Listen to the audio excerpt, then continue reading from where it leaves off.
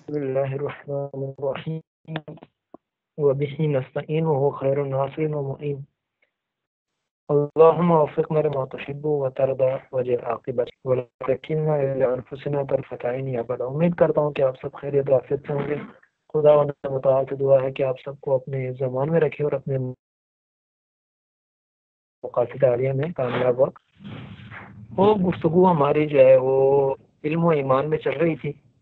اور ہم نے جو ہے وہ ذکر کیا کہ توریت کے اندر ٹھیک ہے ایک یہ چیز ڈالی گئی کہ انسان کو اللہ نے جس پھل کو کھانے سے منع کیا تھا وہ کیا تھا؟ آگاہی کا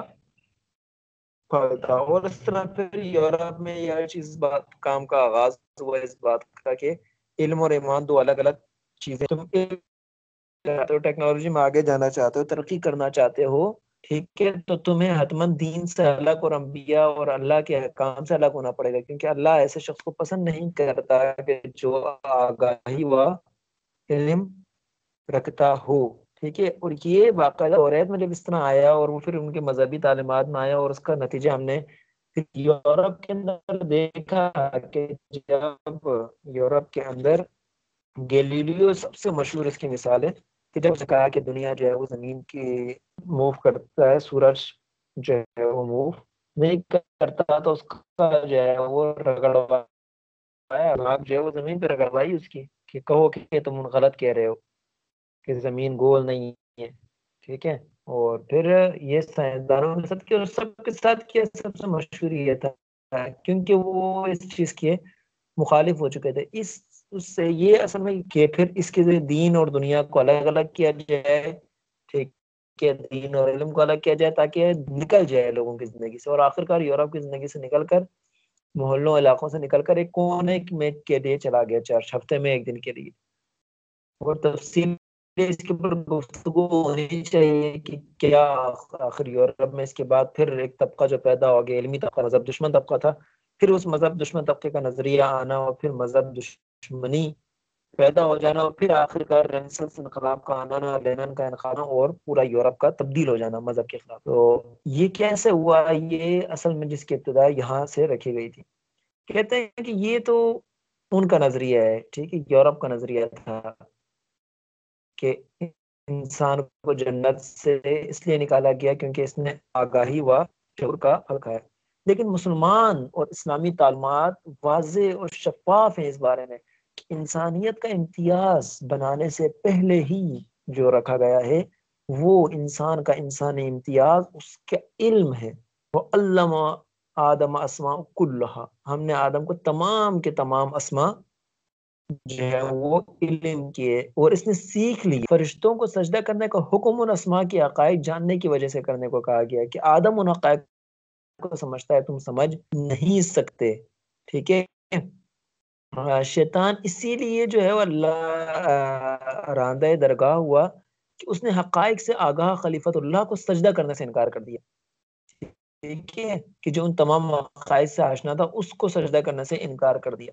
اس لیے شیطان کو اللہ نے جو ہے وہ اپنی درگاہ سے نکال دیا۔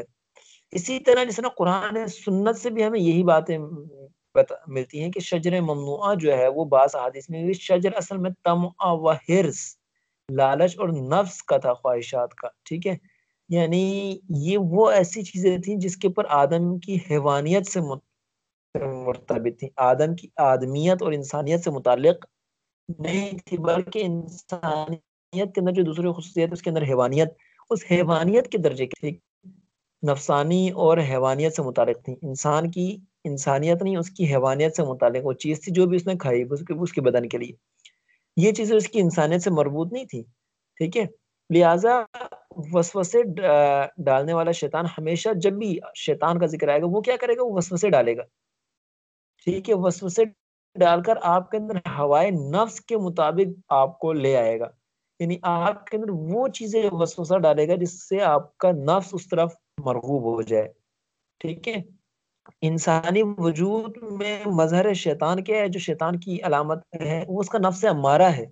علم نہیں ہے، بلکہ نفس امارہ شیطان کا مظہر ہے۔ شیطان اگر انسان کو اپنی طرف لانا چاہتا ہے تو وہ کس کو کلک کرے گا؟ نفس امارہ کو، ٹھیک ہے، نفس سے ہمارا انسان سے غلط کام کروائے گا، وہ آ کر جو ہے صرف وسوسہ کر سکتا ہے، اور وسوسہ کسی بھی انسان پر اس وقت عملی ہوتا ہے جب وہ ارادی طور پر کمزور ہوتا ہے۔ اگر ہم اور آپ ارادی طور پر مضبوط ہوں تو کبھی بھی وسوسے کا ہم پر اثر نہیں ہوگا، ٹھیک ہے۔ یہ ایسے ہی ہے جیسے آپ نے جو ہے وہ کوئی چیز سامان لینے جانا ہے، آپ کو کوئی کب روک سکتا ہے؟ جب آپ کا پکا ارادہ نہ ہو، آپ پہلے ہی کہہ رہے ہیں یار میں نے نہیں جانا ہے یہ وہ، اور پھر اچانک کوئی کال آ جاتی ہے، آپ اس کو کال سننے کو لگ جاتے ہیں۔ لیکن اگر آپ کو پتا ہو کہ آپ کے والد یا والدہ ایئرپورٹ پر آئے ہوئے ہیں، تو اب کسی کا فون آ رہا ہے، کوئی کچھ ہو گیا، آپ کا دوست آ رہا ہے، آپ کہتا نہیں بھائی میں نے ایئرپورٹ جانا ہے، آپ کو کوئی روک نہیں سکتا، کیونکہ آپ کا ارادہ کیا ہے؟ مستقیم ہے، آپ نے سیدھا وہاں پر جانا ہے، ٹھیک ہے۔ تو اسی طرح ارادے جو ہیں وہ گناہ نہ کرنے کے، اللہ کی طرف جانے کے ایمانی عقیدے انسان کے جب کمزور ہوتے ہیں تو شیطان وسوسہ ڈالتا ہے، کرواتا نہیں ہے انسان سے، وسوسہ ڈالتا ہے، اور انسان کا جب ارادہ کمزور ہوتا ہے تو وہ وسوسے میں آ کے رک جاتا ہے۔ اگر کمزور نہ ہو انسان کا ارادہ تو اس کا وسوسہ بھی اس کے اوپر اثر نہیں کرے گا، ٹھیک ہے۔ لہذا قرآن اور سنت کی تعلیمات کے پیش نظر ہمارے لیے سفر پیدائش جو انسان کے لیے وہ بالکل الگ ہے، اور جو سفر پیدائش توریت میں ذکر کی ہے انسان کے لیے وہ ایک الگ ہے۔ قرآن میں ذکر کیا ہے کہ انسان کی پیدائش جو ہے وہ کیا، علم آدم، آدم کو تعلیم سے ہوئی، ٹھیک ہے۔ اس کی جو ہے وہ تعلیم، اور دنیا میں آنے کا اس کا مظہر کیا ہے، وجہ کیا ہے کہ وہ شجر ممنوعہ جس سے خواہشات اور نفسانیت بڑھی وہ آدم نے کھا لیا، ٹھیک ہے۔ تو ہمارے یہاں ایک بالکل الگ ہے۔ لیکن یورپ میں جو یہ فکر توریت میں آئی، یورپی تمدن کی تاریخ گزشتہ 15 صدیوں میں مختلف ادوار میں تقسیم ہو گئی، 15 صدیاں، 1500 سال مختلف ادوار میں تقسیم ہو گئی۔ کیوں تقسیم ہو گئی؟ انہی نظریے فکر کی وجہ سے، انہی تعلیمات کی وجہ سے۔ اب انہوں نے کیا کہا کہ پہلا زمانے تقسیم کیا، کہا پہلا زمانہ تھا جناب حیوانیت کا، انسان کی، اس کے بعد زمانہ تھا ایمان کا، ٹھیک ہے۔ کہتے ہیں کہ علم کے بعد زمانہ تھا، ایمان کے بعد زمانہ تھا علم کا، لہٰذا علم اور ایمان کا زمانہ ایک دوسرے سے ٹکرا گیا ہے، ٹھیک ہے۔ کیونکہ جب تک علم نہیں آیا تھا تو ایمان کی ضرورت تھی، جب علم آ گیا اب ایمان کی ضرورت نہیں ہے، ٹھیک ہے۔ یہ انہوں نے تقسیم کر دی، اور یہ تقسیم کیوں کی؟ کیونکہ انہوں نے یہ دیکھا کہ جب تک ان کے پاس ایمان والا ان کا نظریہ تھا، ٹھیک ہے، تب تک نہ تعلیم حاصل کرنے دی لوگوں کو، نہ ٹیکنالوجی حاصل کرنے دی، ٹھیک ہے، کسی جگہ جانے ہی نہیں دیا، ٹھیک ہے۔ تو لہٰذا علم اور ایمان دو الگ الگ شے ہیں، جبکہ اسلامی تمدن اور اسلام کی تاریخ میں ادوار کی تقسیم اس طرح نہیں ہوتی، بلکہ اسلام میں ادوار جو ہیں گزشتہ 15 صدیاں، 100 سال یا 150 سال، اس کی تقسیم اس زمانے سے ہوتی ہے کہ علم اور ایمان کے انحطاط کا زمانہ، پستی کا زمانہ، اور علم و ایمان کے عروج و ترقی کا زمانہ، کہ وہ زمانہ جس میں مسلمان لوگ ایمان اور علم کے لحاظ سے بلند تھے، جب ان کا ایمان بلند تھا علم میں بھی یہ بلند تھے، اور جو جو ان کے ایمان میں کمزوری آتی گئی ان کا علم بھی کم ہوتا گیا، یا جو جو ان کا علم کم ہوتا گیا ایمان بھی ان سے ختم ان سے جاتا رہا۔ تو مسلمان کا دور اس طرح تقسیم ہوتا ہے، ٹھیک ہے۔ ہم مسلمانوں کو ان کی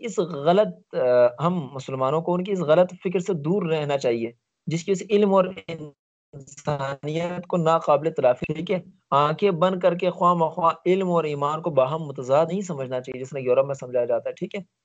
اب ایک شہید مطہری یہاں سے آگے ذکر کرتے ہیں کہ اب ہم ایک تحقیقی انداز سے مسئلے کو پیش کرتے ہیں، ایک عالمانہ بحث کرتے ہیں کہ آیا انسانیت کی یہ دو بنیادیں واقعاً دو جدا زمانوں سے تعلق رکھتی ہیں؟ کیا انسان مجبور ہے کہ ہمیشہ آدھا انسان رہے اور ہر دور میں آدھی انسانیت رکھتا ہو؟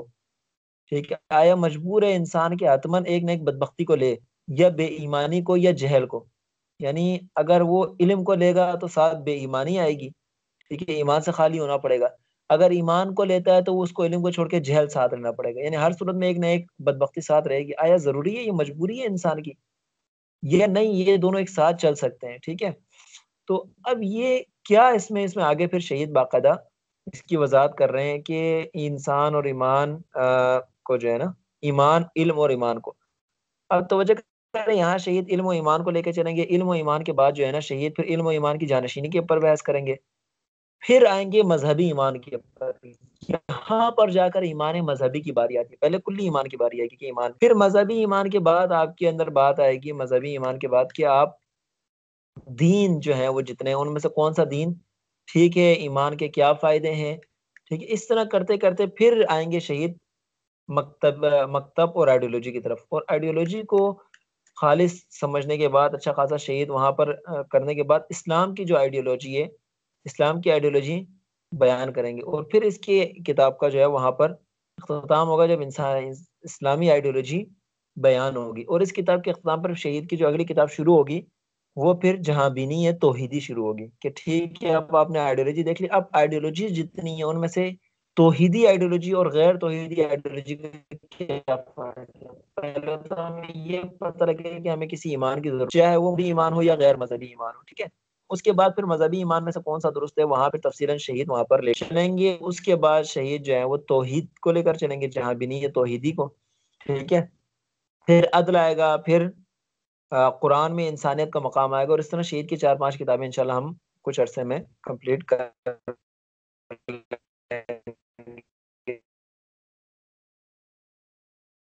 1.5 سے 7، ٹھیک ہے، انشاءاللہ امید کرتا ہوں کہ آپ کو درس سمجھ میں آیا ہوگا۔